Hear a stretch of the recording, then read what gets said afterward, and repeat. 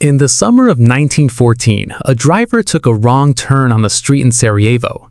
That wrong turn put a car directly in front of a 19-year-old with a gun, and within the hour, 2 people were dead. Nobody in that car could have known it, but that single mistake was about to trigger the deaths of 17 million people, the collapse of 4 empires, and 4 years of fighting unlike anything the world had ever organized before. This is part 1 of how Europe went from 4 decades of peace to total war, and how that war introduced weapons and battles so brutal they redefined what warfare even meant. By 1914, Europe hadn't seen a major war between its great powers in over 40 years. On the surface, it looked stable. Underneath, it was wired like a bomb. 5 empires, Britain, France, Germany, Austria-Hungary, and Russia had spent decades tying themselves together through military alliances. The logic was supposed to prevent war. If every major power was allied to at least one other, no single country would risk attacking, because it would be attacking everyone. In reality, this meant that if any 2 countries went to war, their allies were contractually obligated to join. One regional conflict could become a continental one within days. Alongside the alliances came an arms race. Germany and Britain competed to build the biggest navies. France and Germany raced to build the largest standing armies. Every major power had detailed mobilization plans sitting ready, plans built for speed, not caution. Nationalism was rising too, especially in the Balkans, a region so unstable historians still call it the powder keg of Europe. Multiple ethnic groups under Austro-Hungarian rule wanted independence, and Serbia in particular wanted to unite Slavic peoples across the region, directly threatening Austro-Hungary's hold on the Balkans.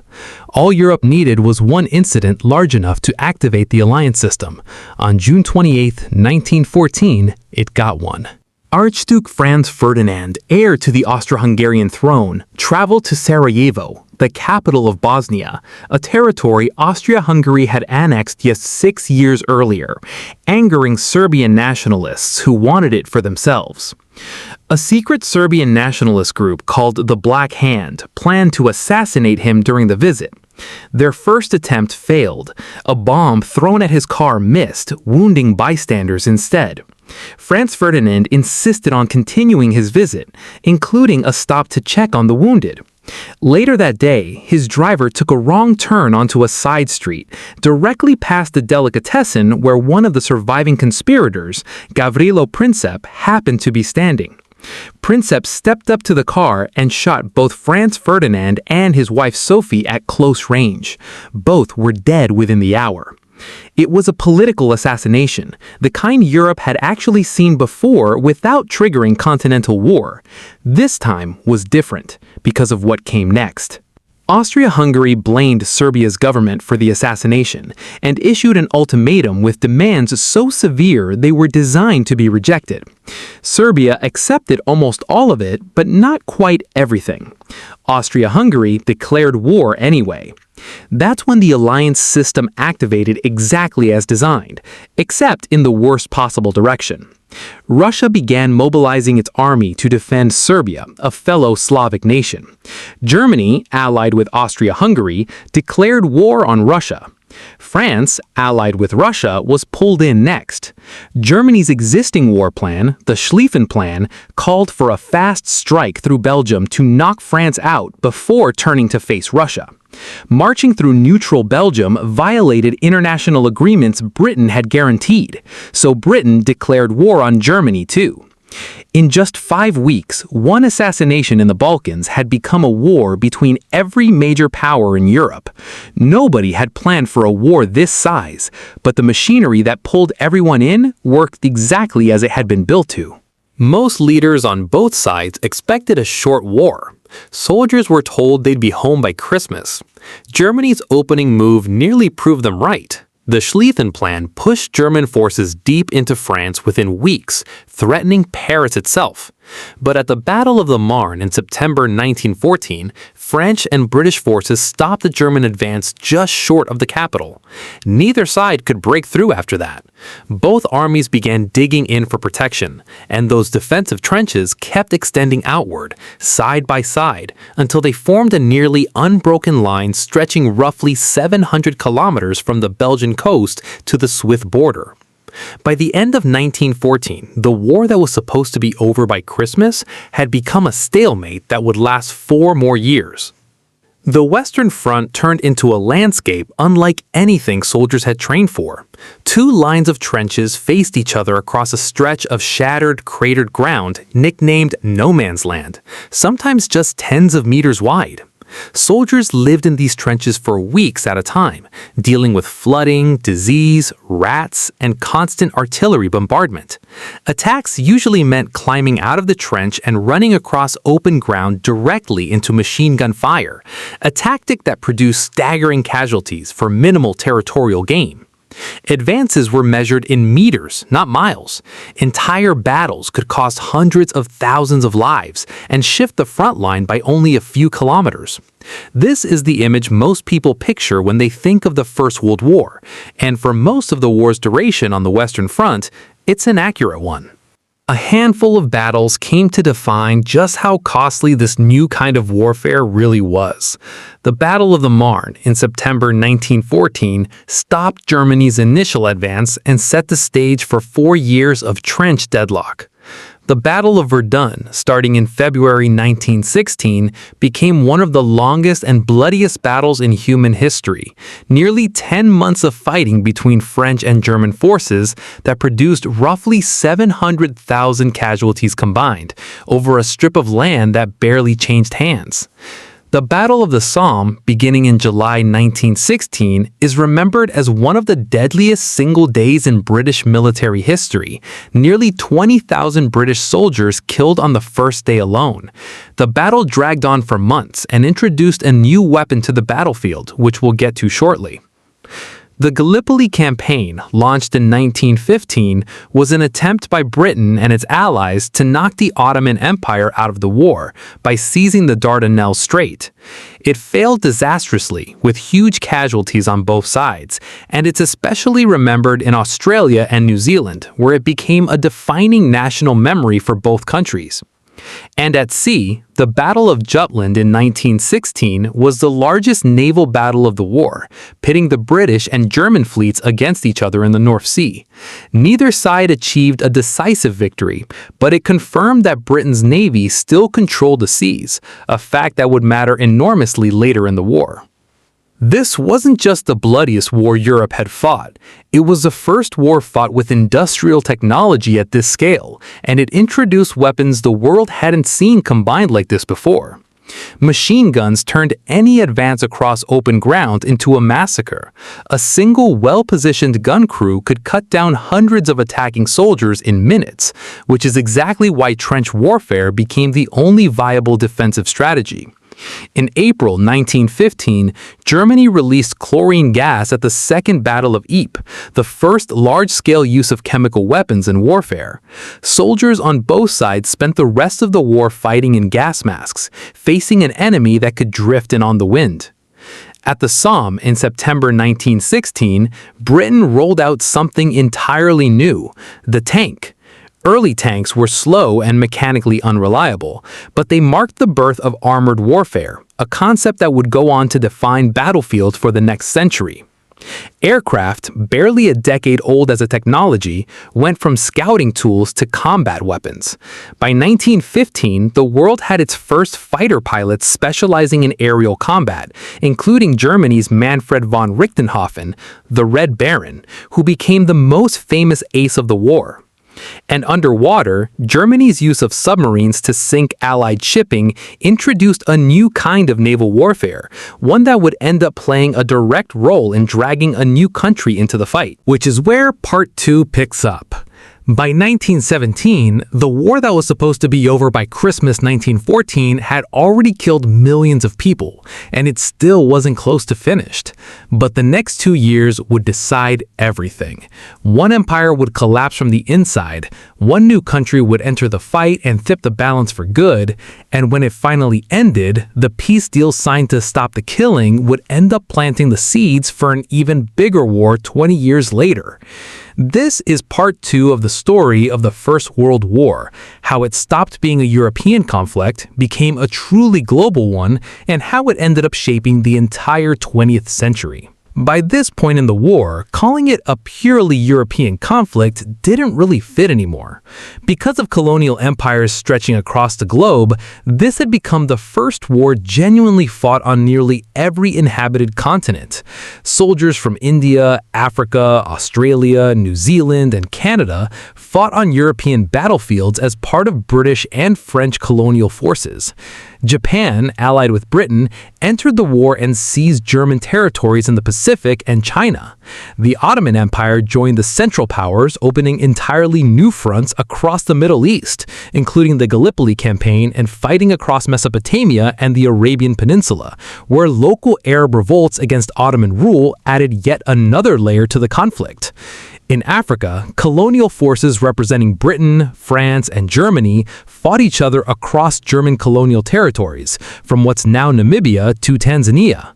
Fighting even broke out in the Pacific as Allied forces seized German-held islands.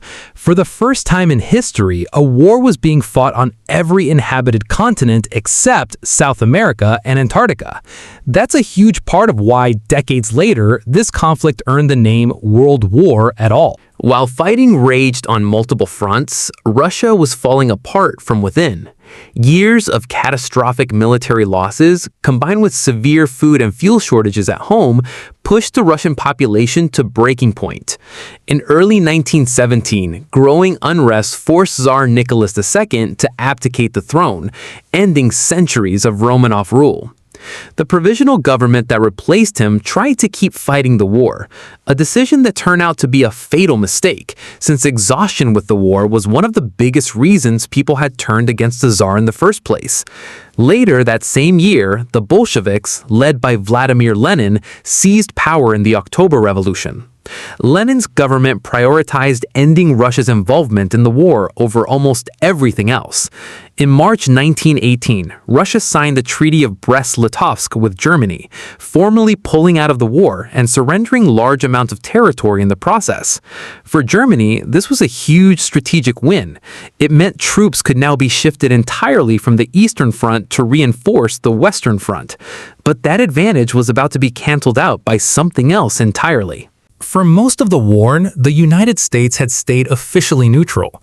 That changed in 1917, driven by 2 major factors.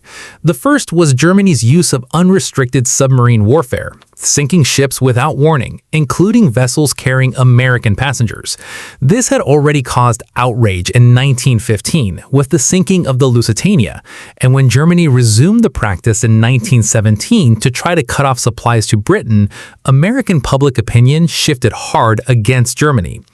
The second was the Zimmermann telegram, a secret message from Germany to Mexico, intercepted by British intelligence, proposing a military alliance in which Mexico would attack the United States in exchange for regaining territory it had lost decades earlier. When the telegram became public, it confirmed for many Americans that Germany was actively plotting against them.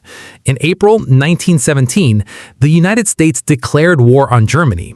American troops didn't arrive in large numbers immediately, but by 1918, fresh American soldiers and supplies were exactly what the exhausted Allied forces needed, right as Germany was about to make one final, desperate push.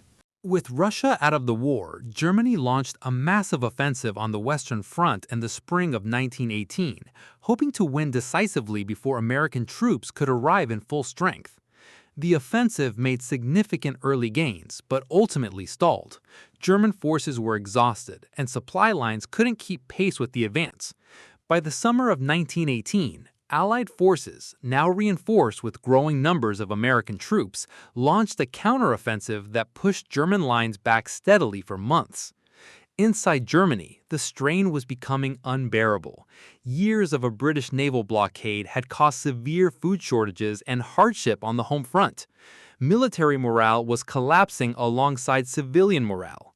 In late October 1918, German sailors mutinied rather than be sent on what they saw as a suicidal final naval offensive, and unrest spread rapidly across the country. By early November, Kaiser Wilhelm II abdicated, and Germany's government collapsed into a newly declared republic.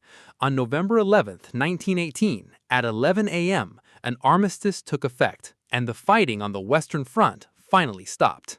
The peace conference that followed took place in 1919, outside the Palace of Versailles, outside Paris, and the terms it produced would shape the next 2 decades of world history.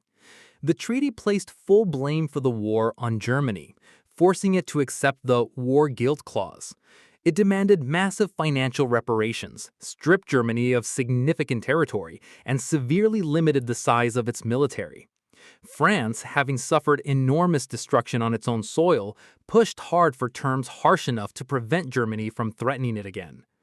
The problem was that the terms were harsh enough to devastate Germany's economy and national pride, but not harsh enough to actually prevent it from rebuilding a military down the line.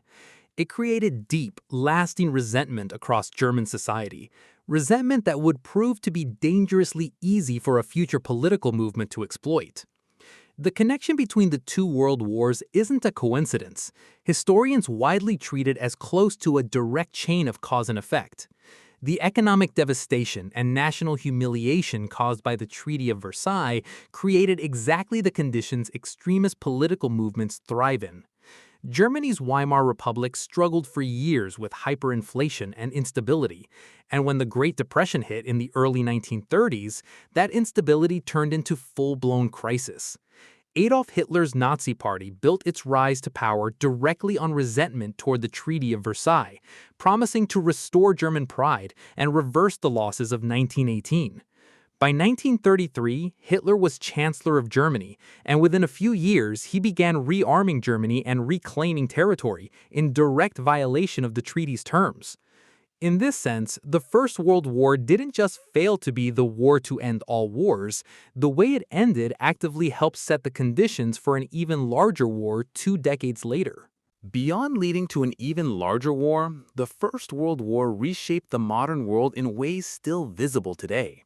4 empires collapsed entirely because of it: the German, Austro-Hungarian, Russian, and Ottoman empires, and the borders drawn to replace them created new nations across Europe and the Middle East, some of which remain politically contested to this day. It was the first war fought with modern industrial weapons at a truly global scale. Machine guns, chemical weapons, tanks, and combat aircraft all combined for the first time, permanently changing how future wars would be fought.